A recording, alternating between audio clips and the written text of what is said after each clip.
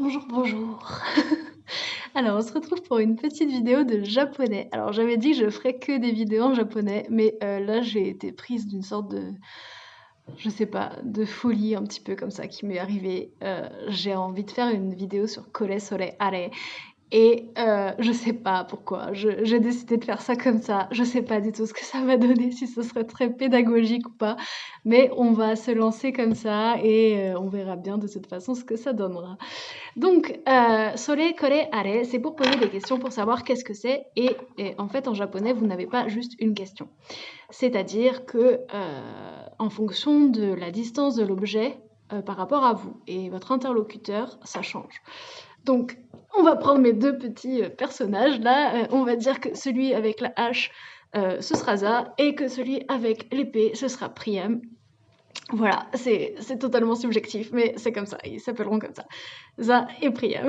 Et ça, donc, c'est un éléphant. Ouais, c'est bon. Mon cours est totalement tordu et c'est perché, mais c'est pas grave. Et l'éléphant en japonais, ça se dit zo. Donc, vous avez Priam et Za qui sont en promenade. Ils marchent. Et là, tout d'un coup, on va dire que c'est Za qui voit l'éléphant. Et comme Priam, c'est plus intelligent, eh bien, Za lui fait Priam, are wa nan desu ka? Donc, are, c'est le mot pour désigner un objet qui se trouve aussi éloigné des deux interlocuteurs. En fait, c'est un petit peu comme si on vous demandait qu'est-ce que c'est que cette chose là-bas, là-bas au loin, quelque part. Donc, Yaza, elle fait à Priam, Priam, are wa nan desu ka? Et là, Priam lui répond, are wa zo desu. Et en fait, are, c'est repris dans la question et dans la réponse parce que l'éléphant, il est aussi loin de l'un que de l'autre. Et les choses se compliquent un peu et changent quand les deux protagonistes ne sont pas à la même distance par rapport à l'éléphant ou l'objet. Voilà, après vous pouvez vous amuser chez vous à prendre des mots au hasard et à poser des questions. Donc on va dire que Priam tout d'un coup est à côté de l'éléphant. On va dire que voilà, ils étaient en balade et puis en fait ils étaient en balade tous les deux et ils se croisent et Priam a à côté de lui un éléphant.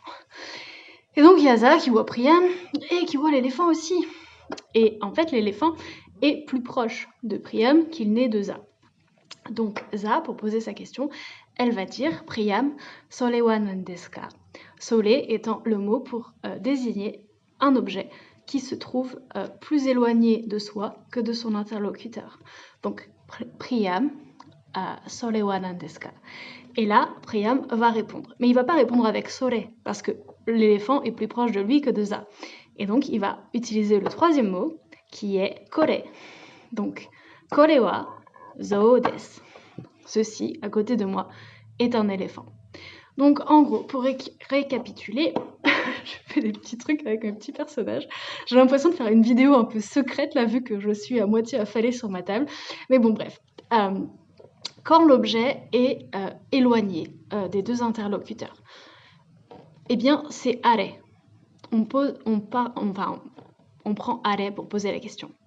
Donc, are wa nan desu ka? C'est qu'est-ce que c'est que cette chose là-bas, au loin? Par exemple, vous êtes dans une ville et vous voulez savoir ce que c'est que ce monument là-bas, au loin, et bien vous allez dire are wa nan desu ka? Et donc votre interlocuteur vous répondra avec are wa desu. C'est quelque chose, enfin voilà, c'est quelque chose, c'est une tour, mais je sais pas comment on dit tour en japonais, donc je suis une bien piètre professeure, désolée. Et donc quand vous êtes proche de la chose, ce sera, enfin plus proche de la chose que votre interlocuteur, vous, ce sera kore. Kore wa nan desu ka? Qu'est-ce que c'est que cette chose à côté de moi?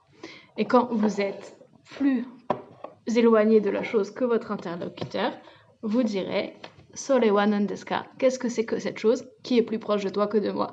Alors c'est un peu c'est des nuances assez difficiles à comprendre en français parce que nous on dit juste qu'est-ce que c'est que ce truc, mais en fait ça devient un peu plus facile si la chose est très loin, parce que vous pouvez dire qu'est-ce que c'est que cette tour là-bas au loin, voilà, ça c'est ce qui correspond à are. Mais c'est vrai que au niveau de la distance entre les interlocuteurs, oh non, mon éléphant est tombé. Hop, voilà. Au niveau de la distance entre les interlocuteurs, c'est vrai qu'on n'a pas vraiment cette nuance. Donc voilà, si l'objet est plus proche de vous que de votre interlocuteur, vous dites kore. Si l'objet est plus proche de lui que de vous, vous dites sore. Et si l'objet est au lointain, c'est are.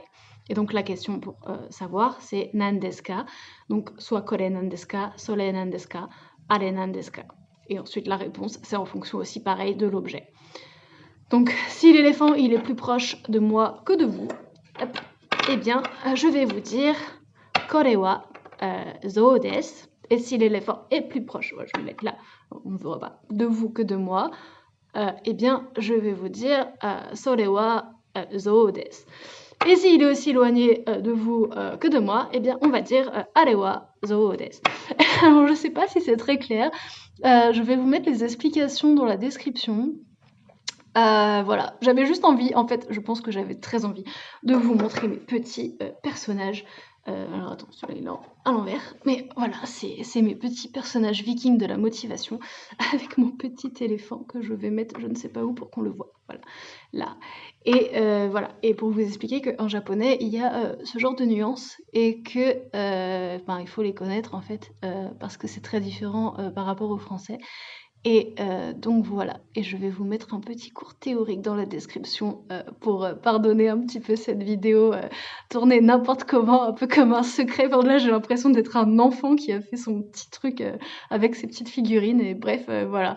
Et donc, je vais vous laisser là-dessus, méditer sur ce que j'ai dit, sur ce que j'ai fait, et j'espère que ça vous aura plu quand même. Donc voilà. Bonne journée à vous, et puis si vous aussi vous avez envie de jouer avec des petites figurines, eh bien je ne vous jugerai pas du tout. Au contraire, n'hésitez pas.